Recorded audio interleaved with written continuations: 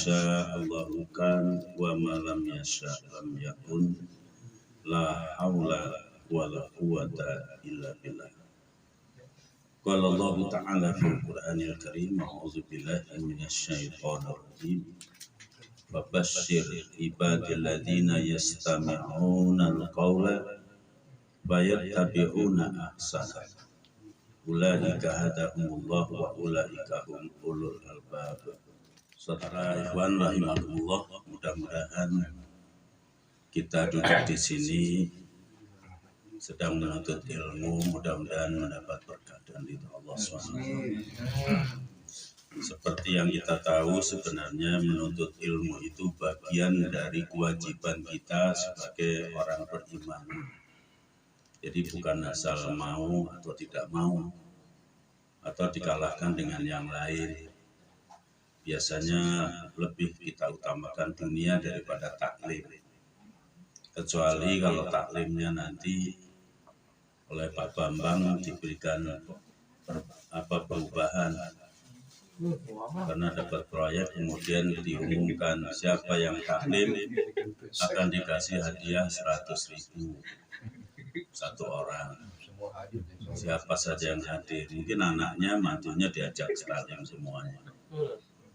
Jadi maka ayat sebelum yang lain-lain 30 juz Al-Quran itu diberikan satu kriteria orang beriman adalah alladzina yu'minuna bil ghaib. Orang yang beriman kepada yang gaib. Nah, ini yang jadi masalah. Bulan yang lalu taklim cuma berapa orang, sedikit, banyak yang tidak hadir. Ngaku. Ya, di rumah Bu Fauzia ya. Bu Fauzia.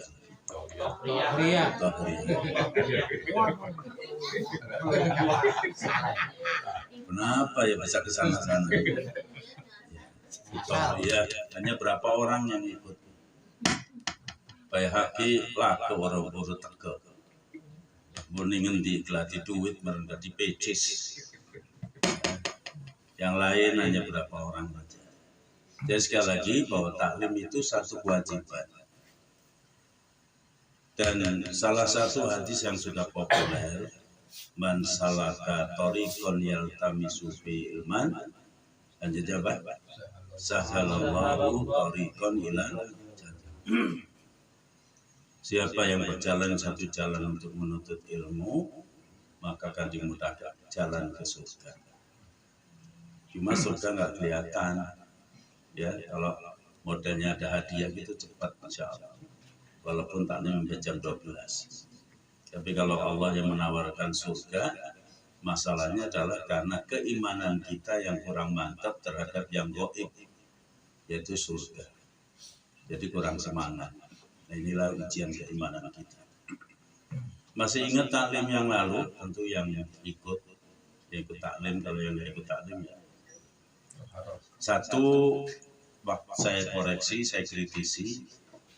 Ikhwan biasanya menggunakan atau WC itu tempat istinja, toharohnya itu ember pendek. Betul ya kemarin ya? Masih ada? Di rumah-rumah masih ada? Hah? Ngaku masing-masing? Ada. Jadi harus diganti embernya yang tinggi. Ini Mang Mail kan kalau buat kloset itu di bawah itunya. Biasanya klosetnya itu tinggi, tapi kemudian tempat istinjanya, tempat ceboknya itu di bawah. Udah itu embernya pendek lagi. Bagaimana bisa menjamin najis itu tidak muncrat ke ember itu? Nah, ini tolong perhatikan betul. Kaitannya bukan soal lain-lain, tapi ini kaitannya masalah kesucian toharoh. Kesucian itu syarat dari ibadah. Sah tidaknya ibadah tergantung pada kesuciannya itu. Jadi nggak ada lagi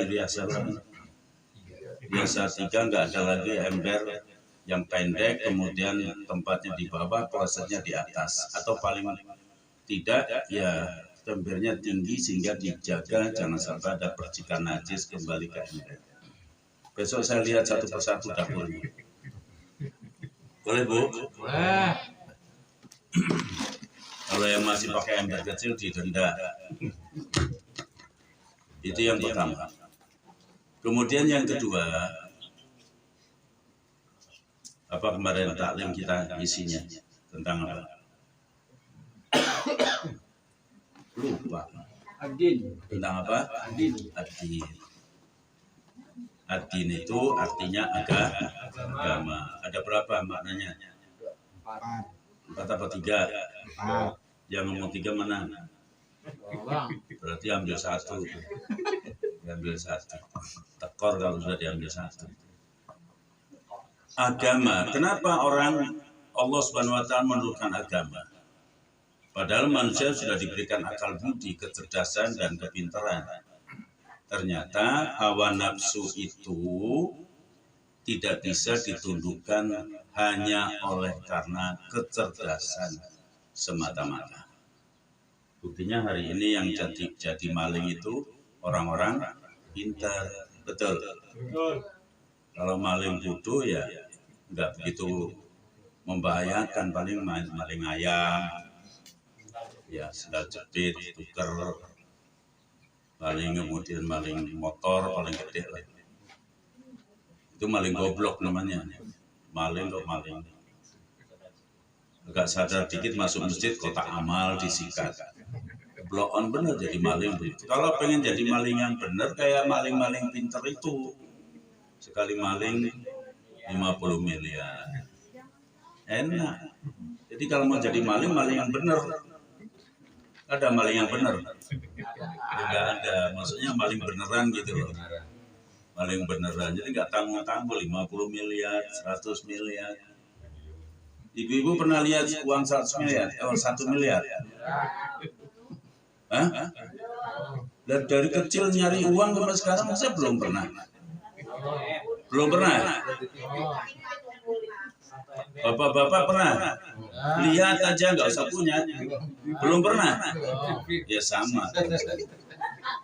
Tidak sedikit itu banyak. 1.000 juta bayangkan. 1.000 juta.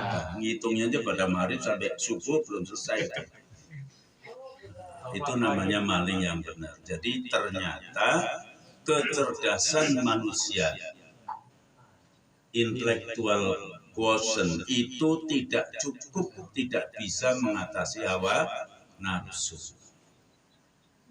Kejahatan malah dilakukan sekarang abad ini oleh orang pintar. Maka kejahatan itu ada disebut kejahatan kerak kecil, maling yang goblok tadi. Kemudian ada kejahatan kerak putih, kejahatan yang dilakukan oleh orang-orang cerdik pandai. Mau tukar lagi?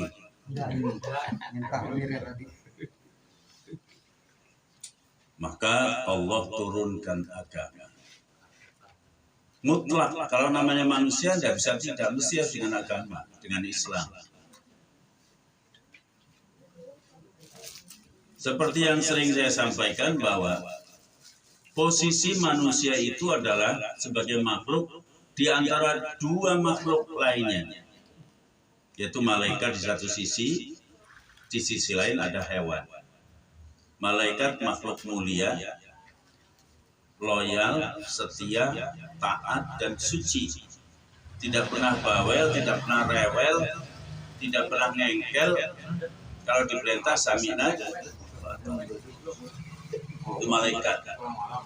Maka kedudukannya tinggi. Kedudukannya tinggi.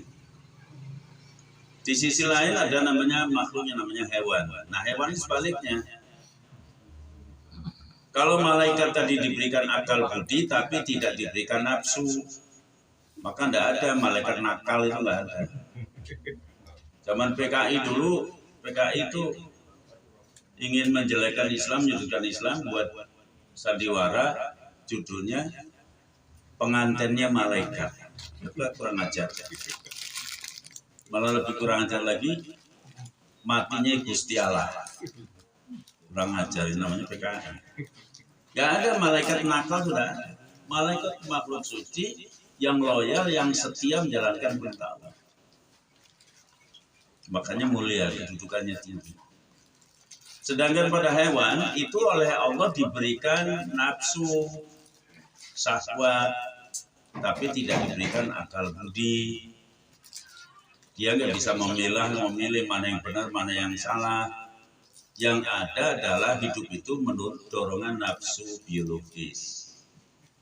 Dorongan perut karena lapar dia makan. Nggak ada kambing yang mikir mau makan tanaman siapa nih, kalau saya mau makan ya kasihan amat yang nanam. Ada kambing begitu? Nggak ada. Mesti dia sikat, yang penting perutnya kenyang. Itu kambing. Kalau dia mau kawin, kawin aja, nggak peduli amat siapa yang dikawin, apa emaknya, apa tetangganya, apa siapa, di mana saja jadi, namanya kambing. Kalau ada orang seperti itu, namanya orang kambing, orang cap kambing. Wajar, oleh karenanya binatang itu kedudukannya rendah, boleh dimanfaatkan oleh manusia, boleh dimakan dagingnya, boleh digunakan, boleh dijual, tapi dipotong dengan izin Allah Subhanahu wa Ta'ala.